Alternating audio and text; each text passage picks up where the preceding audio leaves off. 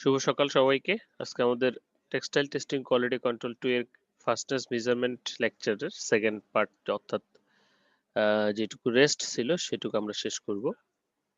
তো তার আগে প্রথম থেকে একটু দেখে নেওয়া যাক।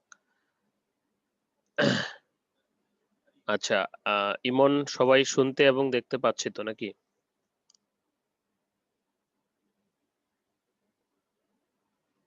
ইমন অথবা কেউ একজন রেসপন্স করি। সবকিছু ক্লিয়ার তো না? জি স্যার। জি স্যার। ওকে।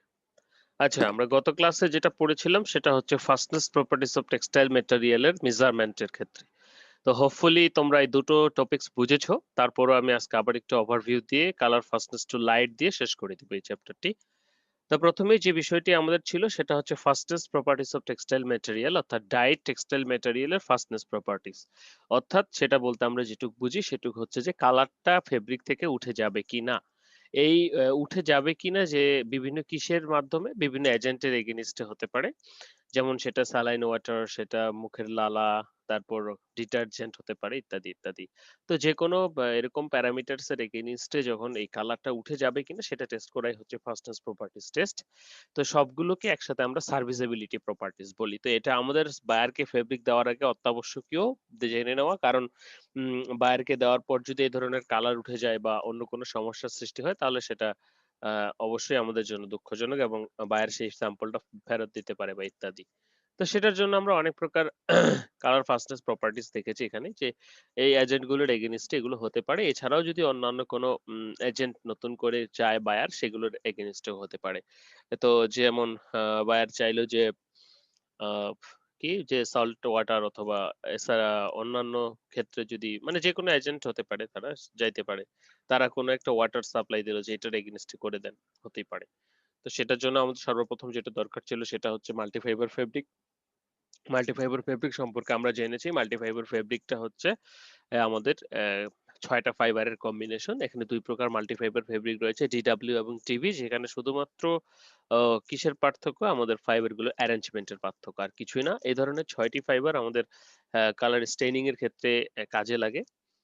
তো এখানে দুটি টার্ম রয়েছে, একটা হচ্ছে কালার ফেডিং এবং একটা হচ্ছে কালার চেঞ্জ। তো কালার চেঞ্জ, কালার ফেডিং যেটাই বলি না কেন, সেটা হচ্ছে আগে যে কালারটা ছিল ধোয়ার পরে বা যে কোনো এজেন্টের পরে যে কালারটা আসবে, অর্থাৎ কিছু কালার লস হবে, সেটাকে আমরা কালার ফেডিং বলছি। অথবা একই সাথে আমরা কি বলতে পারি সেটাকে, কালার শেড চেঞ্জ বা শেড ডিফারেন্স বলতে পারছি। তো এটা সাধারণত আমরা কালার চেঞ্জ বলবো, অর্থাৎ প্রথমে যা ছিল পরে যায়। এটা একটা টার্ম কালার চেঞ্জ ফ্যাক্টরিতে ইউজ করা হয়, এবং আরেকটা টার্ম হলো কালার স্টেইনিং। কালার স্টেইনিংটা কি? কালার স্টেইনিংটা হলো যে আমার সেই ফেব্রিকটা থেকে কালার গুলো উঠে কোথায় যাচ্ছে বা কোন ফাইবারে সবচেয়ে বেশি লাগছে, সেজন্য আমরা তখন সেই স্যাম্পলের নিচে মাল্টিফাইবার ফেব্রিকটা লাগিয়ে দিই, যেন কোন ফাইবারে সেই কালারটা উঠে লাগতেছে সেটা আমাদের মেজার করতে হবে, যে সেটা কি কটনে লাগছে নাকি পলিস্টারে লাগছে নাকি নাইলনে লাগতেছে, কোথায় লাগতেছে, অর্থাৎ স্টেইনিং মানে দাগটা কোথায় পড়ছে। এই হলো দুটো টেস্ট, এবং আরেকটা টেস্ট আমরা স্পেশালি করে থাকি, সেটা হচ্ছে লাইট ফাস্টনেস টেস্ট, অর্থাৎ সূর্যের আলোর প্রভাবে আমাদের কালারটা ফেডিং হচ্ছে কিনা। অর্থাৎ একটা শার্ট যদি আমরা অনেকদিন পরি, তো মাঝখানে দেখা যায় আমাদের ঘাড়ের কাছে অথবা যেখানে রোদ বেশি পড়ে সেই জায়গাটা ফেড হয়ে গেছে বা ডাল হয়ে গেছে। অথবা কোনো কাকতাড়ুয়াতে যদি কোনো পুরনো জামা কাপড় দেওয়া হয়, তারপরও 6 মাস 1 বছর পর দেখা যায় সেই জামাটা আরো বেশি ব্রন হয়ে গেছে বা সেই শেডটা আরো বেশি ডাল হয়ে গেছে। তো এটা সূর্যের আলোর প্রভাবে আমার ফেব্রিক, ডায়েট ফেব্রিকের কালারটা কিরকম থাকবে সেটার জন্য যে টেস্ট, সেটাকে আমরা লাইট ফাস্টনেস টেস্ট বলি। এটা সাধারণত প্রথম দুটি মেজার করা হয়, আমাদের দুটো স্কেল রয়েছে, যেটাকে আমরা প্রথমেই গ্রে স্কেল বলছি। গ্রে স্কেলকে দুটি ভাগে ভাগ করছি, একটা হচ্ছে grey scale for colour change এবং grey scale for colour staining. Okay, এবার আমরা যে লাইট ফাস্টনেস টেস্টের জন্য আমাদের যে স্কেলটি দরকার সেটার নাম হচ্ছে ব্লু উল স্কেল। ওই ক্ষেত্রে আমরা দেখেছি সব ক্ষেত্রে grey scale for colour change এবং কালার স্টেইনিং এর ক্ষেত্রে কিন্তু আমাদের রেটিংটা ছিল 1 থেকে 5। 1 থেকে 5 এখানে আমরা দেখতে পাচ্ছি, এটাই স্কেল হুবহু। মানে বাস্তব দর্শনেও ঠিক এরকমই। তো আমরা যখন এটাকে ইয়ে করছি, ইয়ের ক্ষেত্রে ইউজ করছি ব্লু লাইট অর্থাৎ লাইট ফাস্টনেস এর ক্ষেত্রে, তখন সেটাকে ব্লু উল স্কেল বলছে। তো ব্লু স্কেলটা আমি তোমাদেরকে দেখাবো। এখানে এই ছোট্ট একটা উপরে ছবি দিয়েছি, আমি বড় পাশে দেখাচ্ছি। তো এই স্কেলটাকে আমরা বলতেছি ব্লু স্কেল। ব্লু স্কেল আর কিছুই না, এখানে 8 প্রকার উল থাকে যেটার সাহায্যে আমরা কালার ফেডিংটা মেজার করে থাকি।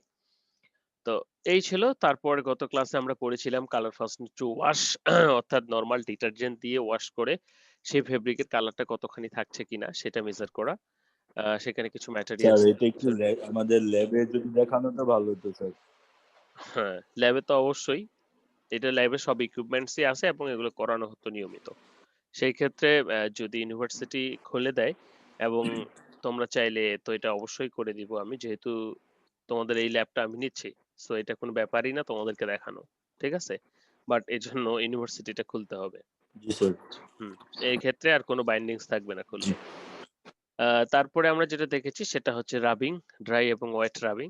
সো এই রাবিংও আমাদের যথেষ্ট ইকুইপমেন্ট আছে। সো এই রাবিং, ওয়াশিং সবই করা যাবে, কিন্তু হয়তো লাইটটা করা যাবে না কারণ লাইট ফাস্টনেস মেশিনটা আমাদের সম্ভবত নেই। ওকে, এই লাইট ফাস্টনেস মেশিনটা অত্যন্ত দামি একটা মেশিন, যেটা বিভিন্ন বড় বড় ফ্যাক্টরিতেও সাধারণত থাকে না। তো যাই হোক, আজকে আমরা যেটা পড়বো সেটা হচ্ছে লাইট ফাস্টনেস টেস্ট। তাহলে লাইট ফাস্টনেস টেস্টের প্রথমেই আসি। লাইট ফাস্টনেস টেস্ট বলতে কি বোঝাচ্ছে? লাইট ফাস্টনেস টেস্ট বলতে বোঝাচ্ছে সূর্যের আলোর প্রভাবে আমার রং করা কাপড়টির রঙের স্থায়িত্বটা কিরকম থাকবে সেটাকে, অর্থাৎ এটা কি বেড়ে যাবে নাকি এটা মানে কতখানি লস হবে সেটাকে বোঝাচ্ছে। সেটার জন্য তাহলে আমাদের কি করতে হবে? কাপড়গুলোকে রোদে দাঁড় করিয়ে রাখতে হবে, তাহলেই তো ফেড হবে, তাই না? তো এই ধরনের সময় বা এই ধরনের সুযোগ এবং ডে লাইট কখনো কম হবে কখনো বেশি হবে। তো যার কারণে তখন আমরা চিন্তা করি বা এরা চিন্তা করে যে যারা এ ধরনের স্পেশালিস্ট আছে তারা চিন্তা করে তাহলে আর্টিফিশিয়াল ডে লাইট, অর্থাৎ আর্টিফিশিয়াল ডে লাইটের সুবিধাটা হলো আমাদের ডে লাইটের যে লুমেন বা ফ্লাক্স একই ধরনের আমরা ডে লাইট তৈরি করছি, যেখানে কি না হচ্ছে আমাদের এক নাগারে একরকম ভাবে আলোটা পড়ছে। কিন্তু যদি আমরা ন্যাচারাল ডে লাইটের কথা চিন্তা করি তাহলে সকালে একরকম, দুপুরে একরকম, রাতে আবার বিকেলে আরেক রকম। সো কন্টিনিউয়াসলি এই জন্য আমরা আর্টিফিশিয়াল ডে লাইট ইউজ করছি। করার পর এই যে এখানে একটা ছবি দেখতে পাচ্ছ, এটা একটা লাইট ফাস্টনেস টেস্ট মেশিন। এখানে একজন এই লাইট ফাস্টনেস চেম্বারে আমার স্যাম্পল গুলি লাগাচ্ছে এবং এটা অনিয়মিত প্রায় 24 আওয়ার্স থেকে 472 আওয়ার্স পর্যন্ত রোটেট করে এবং আর্টিফিশিয়াল ডে লাইটে এখানে একটা জেনন আর্ক ল্যাম্প আছে এটার মাধ্যমে। তো আমরা একটু পড়ি লাইট ফাস্টনেস টেস্টটা কি বলছে। বলা হচ্ছে যে হোয়েন এ ডাইড আচ্ছা ফেব্রিক স্যার, বলো। কোশ্চেন ছিল স্যার। হ্যাঁ বলো। স্যার এই আর্টিফিশিয়াল কালারের মধ্যে মানে আর্টিফিশিয়াল লাইটের মধ্যে কালার টেস্ট আর স্যার এমনিতে ন্যাচারালি কালার টেস্ট কি এক হয় নাকি স্যার? মানে আমি যে সূর্যের যে ইয়াটা মানে সূর্যের আলোটা বাট আর্টিফিশিয়াল আলোটা দুইটা কি এক নাকি স্যার? হ্যাঁ সূর্যের আলোর মধ্যে একটা টেস্ট হ্যাঁ বা দেখো, আর্টিফিশিয়াল আলোর মধ্যে একটা টেস্ট, দুইটার মধ্যে ফারাক আছে না স্যার? দুটোর ভিতরে ফারাক অবশ্যই আছে, কিন্তু তুমি কি এই তোমার স্যাম্পল নিয়ে দাঁড়িয়ে থাকবা 6 মাস নাকি স্যার 48? অবশ্যই না হ্যাঁ না না স্যার, আমি হ্যাঁ, তো দাঁড়িয়ে থাকবো না, বাট অবশ্যই আলটিমেটলি ফারাক স্যার এটা আছে। তো মানে কি বলতে চাচ্ছ বলো। হ্যাঁ একটা না একটা তো ব্যবস্থা থাকবে যে ওই যে আর্টিফিশিয়াল কালারের মধ্যে একটু মানে মানে ওইরকম কিছু দেওয়া হবে বা ওইরকম কিছু যোগ না করা হবে যার কারণে মানে না, সূর্যের আলো টেস্টের মতোই হবে। আমাকে তো শেষ করতে দিবে আগে, স্যার তাই না? ও হ্যাঁ বোঝাতে যেতেছে যে হ্যাঁ দেখা গেছে আমরা যে মেশিং এ যে এই যে মেশিং এ যে স্যার মানে একটা গার্মেন্টস করব হুম বা লাইট করে দেখবো যে এটা লাইটে কি কালার হয়, হুম বাট এটা তো পুরোটাই স্যার নিজেদের করা। কিন্তু স্যার আমরা যখন সূর্যের আলোতে চলে যাব হুম তখন তো দেখা গেছে এটা স্যার অন্য কালারও শো করতে পারে। তো এই না, ক্ষেত্রে করণীয় কি তোমরা স্যার? আমার কথাটা বুঝো নাই। জি স্যার, জি স্যার। আমি যেটা বলতে চাচ্ছি সেটা হচ্ছে একটা ডাইট কালার করা, এখানে ফেব্রিক আমরা কালার করব না। এখানে আমরা ফেব্রিক কালার করব না, আমরা একটা রং করা ফেব্রিককে এখানে টেস্ট করব। রং করা ফেব্রিকটা যখন সূর্যের আলোতে যাবে তার কি ধরনের পরিবর্তন হতে পারে সূর্যের আলোর প্রভাবে, সেটা আমরা এখানে ইনশিওর করব। এখন তো আমাদের কোশ্চেন হলো যে সূর্যের আলো তো অ্যাকচুয়াল যে ফিচারটা সেটা এখানে পাবো কিনা। হ্যাঁ, সূর্যের আলোর অ্যাকচুয়াল যে ফিচার সেটা তো পাওয়া যাবে না, কিন্তু সেটার নেয়ার বা নেয়ার ইকুয়াল যে ফিচারটা সেটা আমরা এখানে নিয়ে আসতেছি, অর্থাৎ সূর্যের আলোর ডে 65 লাইট যেটাকে বলে ওয়ার্ল্ড ওয়াইড রিকমেন্ডেড, ঠিক আছে, সেটা সেটা দিয়ে এখানে টেস্ট করা হয় যেন সূর্যের আলোর যে গড় মান সেটা সবসময় এই লাইটে এনশিওর করা হয়, যার কারণে সূর্যের আলো সকালে একরকম, বিকেলে একরকম, দুপুরে একরকম হলেও এখানে এক নাগাড়ে কন্টিনিউয়াস থাকে। ক্লিয়ার? এখন তোমাদের কোশ্চেন হচ্ছে যে স্যার অ্যাকচুয়ালটা তো ভাই কখনোই পাওয়া যাবে না, এটা আর্টিফিশিয়াল ডেলাইট, নামই হচ্ছে আর্টিফিশিয়াল ডেলাইট আর ওটা হচ্ছে অ্যাকচুয়াল, পার্থক্য তো থাকবেই, কিন্তু তারপরও দিস আর্টিফিশিয়াল ইজ নেয়ার or equal to the delight, natural delight. Clear? কারণ এ ধরনের তো তোমার কোনো সিস্টেম নাই, বুঝছি তাহলে স্যার। তোমাকে স্যাম্পল নিয়ে দাঁড়িয়ে জি থাকতে স্যার। হবে, এছাড়া তো উপায় নেই। ওকে, তো এখানে সেই লাইটের ব্যবস্থা করা হয়, বলছে যে when a dyed fabric is exposed to the sunlight during its use, the dye should not fade and not change its color. This property, retaining original color against the action of the sunlight, is called light fastness of the dyed fabric. Okay, so dyed fabric এর light fastness টা sunlight এর against এ থাকছে কিনা। Light fastness of a dye is expressed by fastness rating 1 to 8, which is given by the British Standard Institution. তো British standard institution অনুসারে এটা রেটিংটা করা হয় সাধারণত 1 থেকে 8। বায়ার তোমাকে বলে দিল যে এই স্যাম্পলের লাইট ফাস্টনেস টেস্ট লাগবে আমার 4, তাহলে তুমি যে স্যাম্পলটা ডাইং করবে সেটা টেস্ট করার পর সেটাকে নিশ্চয়ই 4 অথবা 4 অ্যাবভ হতে হবে, ম্যাক্সিমাম বায়ার 4 চায়। Okay, the rating of dye the higher will be the light fastness, অর্থাৎ 1 সর্বনিম্ন খারাপ এবং 1 থেকে উপরে যত বৃদ্ধি পাবে 8 পর্যন্ত সেটা তত বেশি ভালো, অর্থাৎ 8 যদি হয় তাহলে সেটা খুবই ভালো, কারণ কোনো প্রকার চেঞ্জই সেখানে হয়নি। দেখো এখানে একটা কাট, আচ্ছা পরে দেখাচ্ছি। এইখানে একটা ছবি দেখতে পাচ্ছ তোমরা, এটাকে আমরা ব্লু উল স্কেল বলছি।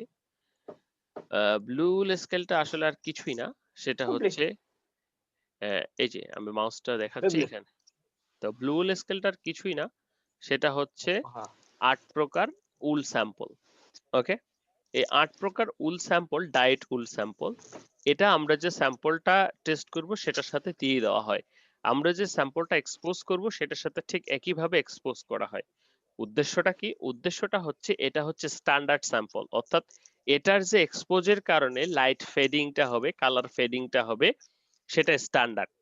ওকে, তাহলে স্কেলটা কিন্তু ব্লু স্কেল কিন্তু গ্লে কালার ফাস্টনেস টু লাইটের জন্য বানিয়ে নিতে হয়। কিরকম? যেমন গ্রে স্কেলের রেটিং 1 থেকে 5, সেখানে শব্দ করো না, আনইউজুয়াল সাউন্ড আসছে, সেখানে আমরা কি করছি যে আমাদের কিন্তু স্কেল মেজারমেন্টে দেওয়া আছে, বাট এই ক্ষেত্রে ব্লু স্কেলের ক্ষেত্রে কিন্তু আমাদের মেজারমেন্টে দেওয়া নেই। আমাদের কি আছে? 8 প্রকার স্ট্যান্ডার্ড উল স্যাম্পল রয়েছে, সেই স্যাম্পল গুলিকে এভাবে মাউন্টেড করে পাশাপাশি সাজিয়ে 1 থেকে 8 পর্যন্ত আমাদের সেই স্যাম্পলটাকে লাইটে এক্সপোজ করছি, ডে লাইটে, ঠিক একইভাবে এই স্যাম্পলটাকেও এক্সপোজ করা হয়। এক্সপোজের কারণে আমাদের স্যাম্পলে একরকম ফেডিং আসবে এবং ব্লু উলে একরকম ফেডিং আসবে। তো এই ব্লু উলে যখন ফেডিংটা আসবে সেটা হচ্ছে স্ট্যান্ডার্ড ফেডিং, অর্থাৎ সেটাকেই আমরা ব্লু উল স্কেল বলছি তখন। তো সেই ফেডিং এর সাথে আমার স্যাম্পলের যেটা আমি ডাইট করেছি সেই স্যাম্পলের ফেডিং কতখানি বা কোনটার সাথে মিলে সেটার উপর বেস করে তখন রেটিং করা হয়। যেমন পাশেরটা স্ট্যান্ডার্ড ব্লু উল 1 থেকে 8 পর্যন্ত, এটা আমার স্যাম্পলের সাথে দিয়ে দিব এক্সপোজের জন্য।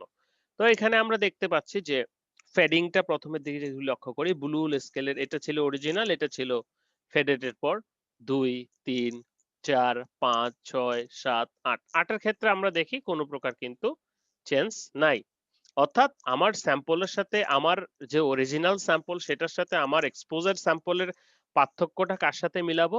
ব্লু উলের যে ফেডিংটা হবে সেটার সাথে মিলাবো এবং সেটার সাথে গ্রেডিংটা করব। আমার কথা কি বুঝতে পেরেছো? যেমন গ্রে স্কেলের মতো আমাদের কিন্তু এখানে নাই, রেটিং করা নাই, কিন্তু আমাদের কি আছে? 8 প্রকার উল রয়েছে 1 থেকে 8, সেই উলটাকে আমরা যে স্যাম্পলটা লাইটে এক্সপোজ করছি সেটার সাথে সাথে এই উলটাকেও এক্সপোজ করছি, এক্সপোজ করার ফলে সেটা যে ফেডিংটা দিবে সেটা একটা স্ট্যান্ডার্ড ফেডিং দিলে তো 1 থেকে 8 পর্যন্ত ফেডিংটা এরকম দিবে। তো যার ফলে দেখা যাবে নিশ্চয়ই 8 নাম্বার যে উলটা সেটা এরকম ফেডিং দিবে না, এটা স্ট্যান্ডার্ড ভাবে তৈরি করা। তো এখন আমার যে স্যাম্পলটা আমি ফেডিং করেছি সেটার সাথে এই ব্লু উলের ফেডিং এর সাথে কোনটার সাথে ম্যাচ করে সেটার সাথে ম্যাচ করিয়ে আমি কি করব, সেটার সাথে ম্যাচ করিয়ে আমি আমার স্ট্যান্ডার্ড ফেডিংটা মেজার করব, বা সেটার সাথে ম্যাচ করিয়ে আমার রেটিংটা করব, আমার স্যাম্পলের রেটিংটা করব। ওকে, উদ্দেশ্য কি, পারপোজটা কি? The purpose of the color fastness to light is to determine how long color will fail when exposed to the artificial light. সাধারণত xenon arc lamp ইউজ করা হয়, which is represented to the natural daylight. Representative, not actual. The test is measured the resistance to the fading of the diatextile when exposed to the daylight. Here, it's a common carried out physical test before and after exposure of determine the degree of degradation. Okay. তো আমাদের উদ্দেশ্য measure করা যে কতদিন পর্যন্ত টিকবে। তো এখানে যদি আমরা স্কেলের রেটিংটা দেখি যে ডিগ্রি অফ ফেডিং, এখানে কোনো প্রকার ফেডিং হয়নি, 8 সবার শেষেরটা। Outstanding 7, very slight excellent, slight very good, moderate absolute significant extensive very extensive, অর্থাৎ ভেরি পুর। তাহলে 1 থেকে 8 ক্লিয়ার আমাদের যে লাইট ফাস্টনেস গ্রেডিং স্কেলের জন্য। নাও টেস্ট মেথড, এখন আমাদেরকে টেস্ট করতে হবে, কিভাবে টেস্ট করব আমরা সেটা একটু দেখি। ISO 105 B02 মেথডে আমরা দেখব। এছাড়াও আরো কিছু মেথড রয়েছে। তো স্কোপ যদি আমরা বলি যে বলা আছে this part of ISO specific method intend to determining the effect of the color of textile all kinds of action of the artificial source and representative of natural daylight D65 ইত্যাদি অনেক কথা বলছে। প্রিন্সিপাল সরাসরি আমরা materials অ্যাপারেটাসে চলে যাব। কি লাগবে, ব্লু উল রেফারেন্স ম্যাটেরিয়াল 1 থেকে 8 রেফারেন্স, দুই প্রকার L2 থেকে L9 ও কিন্তু ইউজ করা হয়। আমরা 1 থেকে 8 অথবা L2 থেকে L9 একই সিস্টেম, কিন্তু মাল্টিফাইবার ফেব্রিকের মতোই একটু ডিফারেন্স আছে। তাহলে আমাদের প্রথমে লাগছে ব্লু উল রেফারেন্স 1 থেকে 8। তারপর কি বলা হচ্ছে, light source xenon arc lamp temperature 5500 থেকে কেলভিন থেকে 6500 কেলভিন, সাধারণত 6500 কেলভিনই 6500 হয়ে থাকে। টেম্পারেচার নরমাল যে টেম্পারেচার আমাদের রয়েছে 37 ডিগ্রি, প্লাস মাইনাস 2 হতে পারে, সেটা হিউমিডিটি 40%। তাহলে আমাদের কি কি লাগছে, লাইট সোর্স লাগছে এবং একই সাথে ব্লু স্কেল লাগছে বা ব্লু লাগছে, যেটা আমরা স্যাম্পলের সাথে দেব, একই কন্ডিশন এক্সপোজ করব। ওকে, টেস্ট এস্টিমেশন প্রিপারেশন, দেখো এখানে আমি একটা ছবি দেখতে পাচ্ছি। সেই ছবিতে একটা বোর্ড, কার্ডবোর্ড অথবা একটা শক্ত কাগজ হতে পারে। সেই শক্ত কাগজ গ্লু অথবা স্ট্যাপলার দিয়ে আমরা কি করতে পারি, আমার ব্লু রেফারেন্সটাকে এভাবে লাগবো। এক যে ব্লু রেফারেন্স উলটা আমার কাছে থাকবে 1 2 3 4 5, এখানে 5 পর্যন্ত দিছে, অর্থাৎ আমার 1 থেকে 8 পর্যন্ত লাগাতে হবে। ঠিক আছে, লাগানোর পর স্পেসিমেনটা লাগাতে হবে একটা, অথবা তোমার স্পেসিমেন যদি একটা হয় সেই ক্ষেত্রে এরকম একটা কার্ডবোর্ডে অথবা এরকম একটা শক্ত কাগজে আমি কি করছি, ব্লু প্রথমে লাগাচ্ছি 1 থেকে 8 পর্যন্ত, তারপরে স্পেসিমেনটা লাগাচ্ছি। কিন্তু তোমার স্যাম্পল যদি বেশি হয় তাহলে কি করতে হবে, একটা কার্ডবোর্ডে শুধুমাত্র ব্লু স্যাম্পল গুলি লাগাবো 1 থেকে 8 পর্যন্ত, আর একটা কার্ডবোর্ডে এরকম কি লাগাবো, আমার যতগুলো স্যাম্পল হয় 8টা হতে পারে, 5টা হতে পারে, 4টা হতে পারে, সবগুলো এইভাবে লাগাবো। ক্লিয়ার? এরপর এই কার্ডটাকে আমরা কি করব, মেশিনের ভিতরে দিব। তো এখন একটু দেখি কি বলছে। Preparation of the test specimen, কিভাবে বলা হচ্ছে, the size of the test specimen will depend on the number of specimen to be tested and the shape and dimension of the specimen holder supplied to the apparatus. The specimen may be strip of cloth, yarn wound close together, যদি ইয়ার্নের ক্ষেত্রে হয় তাহলে সেটাকে কি একসাথে owned করে দিতে হবে, অর্থাৎ জড়িয়ে দিতে হবে, on sample mounting card or laid parallel and fastness on a card or a matte fabrics combined with compress to keep a uniform surface and fastened of a card, and each exposed and unexposed area shall not be less than 10 into 8 mm পর্যন্ত হতে হবে একটা স্যাম্পলকে। The facilitated handling to specimen to be tested and similar strip and reference may be mounted on more cards, অর্থাৎ এরকম যদি মোর হয় তাহলে অন্যান্য কার্ডে আমরা ঝুলিয়ে দেব, and the cover shall make, এবং এটার উপরে একটা কভার দেওয়া হয়, and the cover shall make the close contact of the surface of the unexposed area to the specimen of the reference in order to keep a sharp line and dramatic between the exposed আনএক্সপোজড। অর্থাৎ এটা যখন আমরা মেশিনে দিব তখন সেখানে একটা cover থাকে, আমাদের কাভারের এরকম কাভারটা যে কিছু অংশ খোলা থাকে, হ্যাঁ, এরকম কিছু অংশ খোলা থাকে, সেটা দিয়ে লাইট পাস হয়, তারপর সেটা চেঞ্জ করে আবার এখানে দেওয়া হয়, তখন এই অংশটাতে লাইট পাস হয়। আমি একটা ভিডিও দেখিয়ে তোমাদের সহজ করে বোঝানোর চেষ্টা করব। ওকে, অনেকগুলো কথা বলা হচ্ছে। দেখো, এই যে ছবিটা দেখতে পাচ্ছ, এই ছবিটাতে আমরা কি করছি, স্যাম্পল গুলো লাগিয়েছি, হোল্ড করেছি, মাউন্ট করেছি। এটার জন্য ভিডিওটা দেখা দরকার। ঠিক আছে, আমি ভিডিওটাই তোমাদেরকে আগে দেখাচ্ছি। একটু সময় নিব।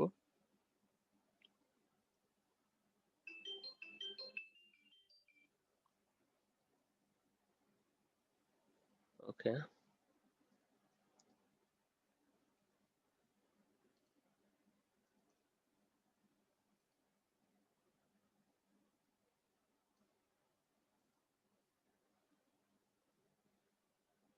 এটা কই গেল? 1 মিনিট প্লিজ।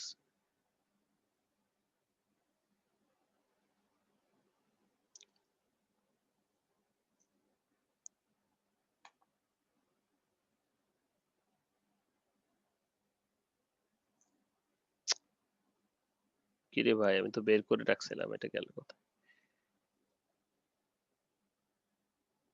আচ্ছা, এটা আসুক, ততক্ষণে আমরা এপাশে শেষ করি।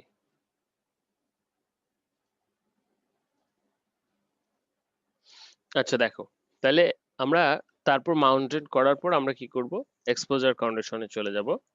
তো এখানে আরেকটু দেখি, বলা হচ্ছে the specimen to be tested and blue reference cell should be equal size, অর্থাৎ ব্লু রেফারেন্সের যে সাইজ এবং আমার যে স্যাম্পলটা টেস্ট করতে হবে সেটা size should be equal and shape in order to avoid the error of assessment due to overrating and visual contrast between the exposed and unexposed parts of the larger pattern against the narrow reference. And 6.6 when testing specimen is এটা 6.6 না, একটা point ছিল, এটা উঠিয়ে দিবা। When testing specimen of appreciable thickness and reference will be arranged so that they are the same distance of the light source and upper the surface of the specimen. এই যে আমার এগুলো রয়েছে প্রত্যেকটাই সেম ডিস্টেন্সে থাকবে আমার লাইট সোর্স থেকে। and covers an unexposed portion shall be avoid the surface compression। এবং এই যে দেখো, এখানে ওই পাশে মুখ করা আছে সেজন্য দেখতে পাচ্ছ না, যেখানে আনকাভার কিছু এরিয়া আছে, কাভার কিছু এরিয়া আছে, তো এটা মাঝে মাঝে ঘুরে। তো textile appreciable thickness and wavy fiber shift position and texture which make the evaluation of difficult to be tested an exposure area not less than 50 mm and 1 into 40 mm preferably larger। এর বেশি হওয়া যাবে না বা এর কমও হওয়া যাবে না। এক্সপোজার কন্ডিশন অর্থাৎ কোন কন্ডিশন এক্সপোজ করব, সেটা হচ্ছে যে এনভায়রনমেন্টটা কি হবে, এই চারটাতে একটু লক্ষ্য করি আমরা। এখানে যেটা বলছে এক্সপোজার কন্ডিশন, কিন্তু আমরা প্রথমে বলেছি যে আমাদের রিলেটিভ হিউমিডিটি 40 ডিগ্রি সেন্টিগ্রেড 40% এবং টেম্পারেচার 7 ডিগ্রি সেন্টিগ্রেড। তো এই ক্ষেত্রে এখানে একটা টেবিল যেটা দেওয়া আছে, exposure condition cycle 1, cycle exposure cycle A3, exposure cycle B। তো এগুলো মেনটেন করেও কিন্তু আমরা এক্সপোজার কন্ডিশন এক্সপোজ করতে পারি। যেমন কি বলা হচ্ছে যে temperature zone dry, semi tropical, series blue scale standard 47+-3 62। অর্থাৎ যে কোনো টেম্পারেচারে যে কোনো একটা সাইকেল মেনটেন করে আমাদের এক্সপোজার কন্ডিশন এক্সপোজারটা করতে হবে। তো এখানে অনেকগুলো মেথড দেওয়া আছে, মেথড 1, মেথড 2, মেথড 3। তো যে কোনো একটা মেথডে করলেই হবে। সর্বপ্রথম হচ্ছে যে স্যাম্পল গুলোকে মাউন্টেন করে দেন সেটাকে এক্সপোজ করতে হবে। তো ভিডিওটার কি অবস্থা একটু দেখি।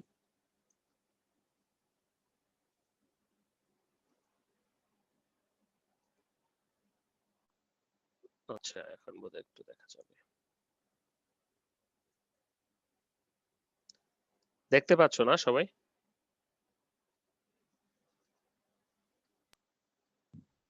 জি স্যার, দেখা যাচ্ছে। আচ্ছা, কেটে দিচ্ছে একটু।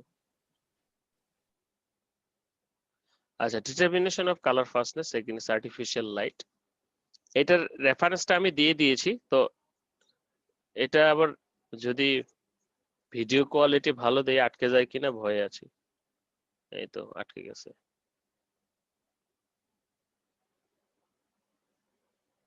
এক মিনিট, হ্যাঁ একটু আসুক।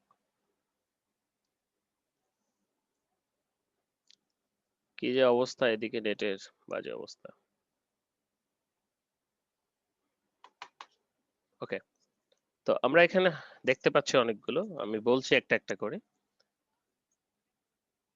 এই লিঙ্কটা আমি দিয়ে দিয়েছি, তোমরা একটু কষ্ট করে দেখে নিবা। সো এখানে আমরা দেখতে পাচ্ছি, দেখো একটা ফেব্রিক জেনোনার ক্ল্যাম্প গুলি দেখতে পাচ্ছি, অর্থাৎ কিভাবে স্যাম্পলটাকে এখানে লাগাবো সবগুলি আমরা এখানে দেখতে পাচ্ছি। তো ডিফিকাল্টিস করে দিল খালি ঘরে।